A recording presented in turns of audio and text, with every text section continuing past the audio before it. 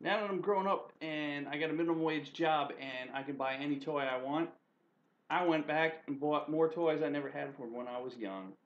This time we're gonna go more GI Joe. We're gonna go GI Joe Steel Brigade. We're gonna go GI Joe Starduster. Let's roll with it.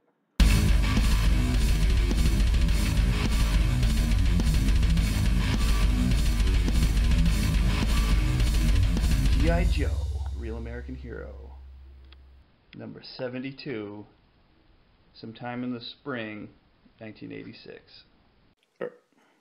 Alright, basically with Steel Brigade, you can create your own GI Joe. Create his own file card. You can name him, give him his own specialties. You can see if he's an airborne infantry, he's a medic, he's an armor specialist, he's a SEAL, secondary specialty, could be into computers, drill instructor, rifle instructor, and they mail you him for only $7.50, which pretty steep for one figure back in the day, but he did come with a patch, and that to me was pretty cool. But I never got him. My parents were too cheap to give me a check for $7.50. They didn't like mailing checks for some weird reason back then. So I had to wait an eternity to get them. That's probably why I'm a messed up man-child today.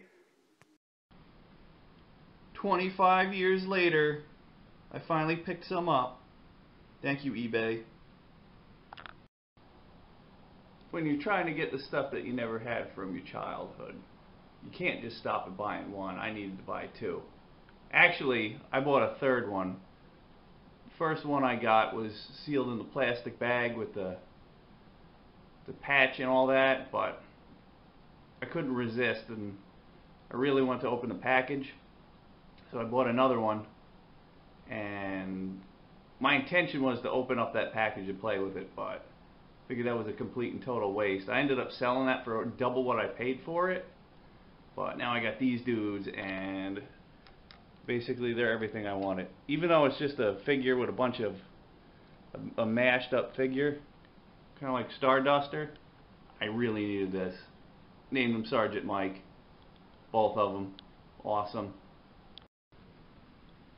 Of course, like every new figure, they remade him, but didn't quite capture my imagination like the original one did. They did a good job of reusing parts and even replicating the old backpack that was Duke's backpack or Airborne's backpack. They're both the same one. Bunch of reused parts, but never get into this figure, much like all the rest of the new versions, even though I bought about 30 of the 25th anniversary. But he still doesn't have the appeal this dude does, because he was a mail-away figure. We all know the mail-away figures are way cooler, because you had to mail it. Who doesn't like getting stuff in the mail? Seriously. Here is my Starduster. Got him off eBay. He probably cost me about 40 bucks. In piss poor condition. Look at this thing. Looked like it was buried and left out in the sun. It's missing a finger. Have no helmet, no gun, no nothing. This guy, he's at least the right color. Missing his wiener. He's floppy. So maybe I'll buy repro parts, guns and helmets and stuff, and fix them up. But I made these instead. Took all the parts, get them.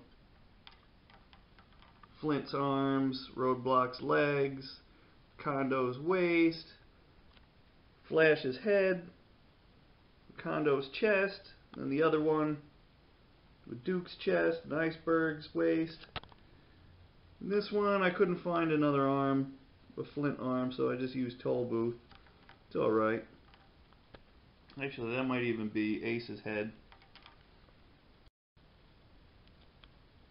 No, I don't feel like spending $100 on a complete one. I think I feel, this is good enough for my collection.